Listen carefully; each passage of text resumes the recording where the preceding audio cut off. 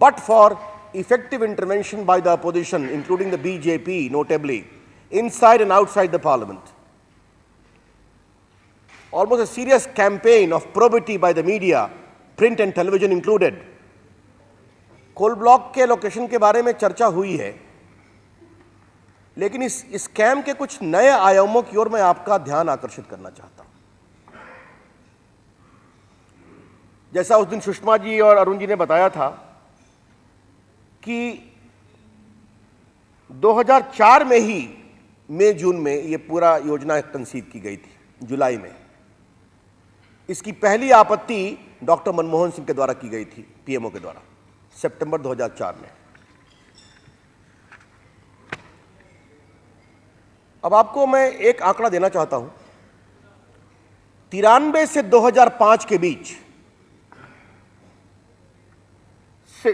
70 coal block allocate किए गए। During the period of nearly 12 years from 1993 to 2005, 70 coal blocks पर allocate. कह रहे हैं कि ट्रांसपेरेंट बिडिंग होनी चाहिए। आपने जो एक्सपर्ट कमेटी बनाई वो कह रही है कि ट्रांसपेरेंट बिडिंग होनी चाहिए। आप उस निर्णय को 8 साल तक रोकते हैं। 2010 में कानून पारित होता है, 2012 में आप रूल नोटिफाई करते हैं 2 साल बाद, और इस 8 साल में आप बार बार ये संकेत देते हैं प्राइवेट प्लेयर्स को और गवर्नमेंट प्लेयर्स को कि come on, the rule is going to be changed, take the windfall.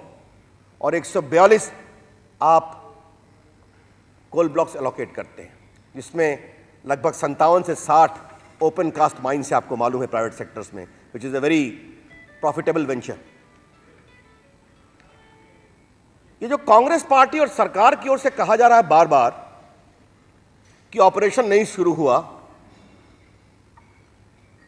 वो तर्क बहुत ही बेबुनियाद है। Let me draw a comparison between 2G and coal scam. The moment a company get a coal block, its worth goes high. उसका share भाग जाता है, उसकी इकोनॉमिक माइट भाग जाती है। जैसे कि स्पेक्ट्रम मिलने के बाद यूनिटेक और स्वान कंपनी का वर्थ बढ़ गया था। तो आप प्लांट लगा रहे हैं या नहीं लगा रहे हैं, that is entirely secondary. Coal block के एलोकेशन होने के बाद your economic worth, your financial clout, your market capability all goes up. That is the windfall gain, one of the important questions. अब ये बार बार स्क्रीनिंग कमेटी की बात कही जा रही है। इस स्क्रीनिंग कमेटी के मेंबर्स कौन कौन होते हैं? इसके चेयरमैन होते हैं कोल सेक्रेटरी, इसके मेंबर होते हैं स्टील विभाग के रिप्रेजेंटेटिव, पावर विभाग के रिप्रेजेंटेटिव, इंडस्ट्री विभाग के रिप्रेजेंटेटिव, रेलवे के रिप्रेजेंटेटिव, और शायद फिनेंस के भी होते हैं। और स्टेट गवर्नमेंट का सिर्फ एक रिप्रेजेंटेटिव होता है। और स्क्रीनिंग कमेटी का रिकमेंडेशन कंक्लूसिव नहीं होता जब तक मंत्री दस्तखत नहीं करते। तो जो 5 साल मनमोहन सिंह कोल मंत्री थे, टू बी एग्जैक्ट, उनका अगर मैं डेट दे दूं तो डॉक्टर मनमोहन सिंह मिनिस्टर रहे हैं 5 वर्ष तक, 4 till May 2009। इस बीच में स्क्रीनिंग कमेटी के जितने रिकमेंडेशन हुए वो सबको अमली जामा तभी पहनाया गया जब कोयला मंत्री का दस्तखत हुआ। तो बार बार जो स्क्रीनिंग कमेटी की बात की जा रही है, इसका क्या मतलब है? दूसरी बात कही जा रही है कि राज्य सरकारों ने विरोध किया। यह कंसल्टेशन प्रोसेस है।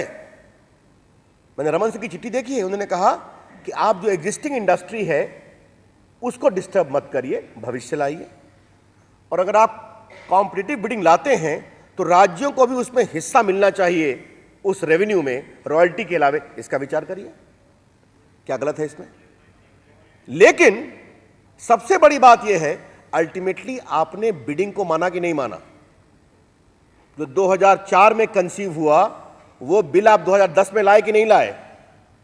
तो ये आप पहले भी ला सकते थे। तो राज्य सरकारों के रिकमेंडेशंस पर जो ठीकरा फोड़ा जा रहा है, इसका क्या मतलब है? This whole alibi of shifting the blame on state governments is completely untenable and I would say motivated. The state governments took a stand in a particular circumstances that please don't disturb the existing industry who have already come up. But ultimately you took a stand for bidding in 2010. Why did you not do it early? 8 years delay and windfall gains. आपको मालूम है कि हरियाणा में BJP की सरकार थी चौटाला जी के साथ, पंजाब में बीजेपी की सरकार थी अकाली दल के साथ, तो जो सतलज यमुना कैनाल है उसमें डिफरेंसेस थे। ऑन द गिर लाइन मध्य प्रदेश की सरकार में और गुजरात की सरकार में डिफरेंसेस है, तो ये तो कंसल्टेशन प्रोसेस का एक पार्ट होता है। लेकिन शिवराज सिंह चौहान को कोल ब्लॉक के लिए आके धरना देना पड़ता है, तब कोल ब्लॉक मिलता है उनकी गवर्नमेंट कंपनी को। बिहार के नीतीश कुमार को सारे अपने बिहार के एमपीज को भेजना पड़ता है पीएम के पास कोल ब्लॉक के लिए, हम लोग भी जाते हैं, तब तो आप राज्य का हित भूल जाते हैं कि सरकारी बिजली कंपनी के लिए भी कोल ब्लॉक मिले, इतनी परेशानी होती है। तो this argument is completely untenable. लेकिन जो रमन सिंह ने पब्लिकली कहा, आपने ऐसे लोगों को कोल ब्लॉक दे दिया जिन्होंने छत्तीसगढ़ में कभी कोई इंडस्ट्री लाने के लिए अप्लाई नहीं किया था। ये क्या मतलब है इसका? Therefore, it was a systematic amendment bill है 2000 का। जब हम लोग की सरकार थी तो मुझे इसको हैंडल करने का भी अवसर मिला था। इसमें प्राइवेट कंपनी को कोल माइनिंग के लिए परमिट करने की बात थी और apart from government company and other companies, और उसमें क्या था, central government with prescribe condition, location of mine, size of mine, terms.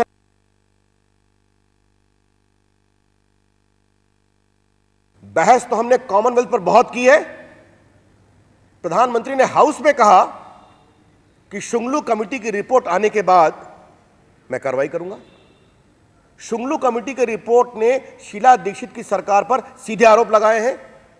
There was a method in the madness of loot. That is the word of Shunglu committee. Doctor Manmohan Singh ji, Sheila Dikshit की सरकार के खिलाफ क्या कार्रवाई किया आपने? डॉक्टर मनमोहन सिंह ने राज्यसभा में हमारे प्रेजेंस में कहा था कि जब राजा और चिदम्बरम साहब ने मिलकर 2G की प्राइसिंग में एक अपना व्यू दे दिया तो हमने उसको एक्सेप्ट कर लिया। आपने देखा होगा, राजा के खिलाफ तो आज जेल में है विपक्ष के दबाव में। चिदम्बरम साहब के खिलाफ क्या कार्रवाई हुई?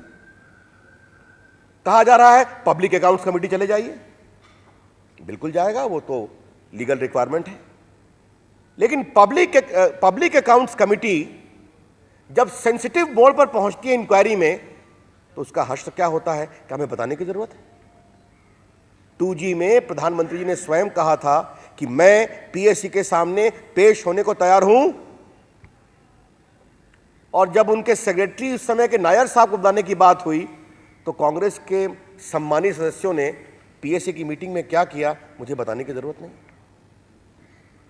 मैं 2G के जेपीसी का मेंबर हूं, इसलिए ज्यादा नहीं बोलूंगा, वो कहानी कभी और सही। It is our charge with full sense of responsibility that doctor Manmohan Singh government is not at all interested in having a fair investigation in all the massive cases of corruption. It tries to bail out people. इसीलिए हमने आज जब series of corruption के cases आए हैं तो प्रधानमंत्री के इस्तीफे की मांग की है और हम इस पर डटे रहेंगे। कांग्रेस के लोगों को हमको एक बात और कहनी है, कॉफिन गेट में पीएससी कहां गई थी? जब एनडीए सरकार में कॉफिन गेट उठाया गया था, 2 साल आपने संसद को डिस्टर्ब किया था कांग्रेस के लोगों ने। The Congress leaders disturb the working of parliament for 2 years. They did not allow George Fernandez to even utter a word. And what happened? The CBI under the UPA government came to the conclusion the entire coffin gate was a hoax. They closed the chapter. तो थोड़ा Congress party अपने गिरेबान में झांक करके देखे कि उनका आचरण क्या रहा है। ऐसे करप्शन जिनकी कोई बुनियाद नहीं रही, और आज जो सीरीज ऑफ करप्शन है इसके बारे में उनका स्टैंड क्या रहा है ये आपने देखा है। तो मित्रों, अब समाप्त हो रहा है।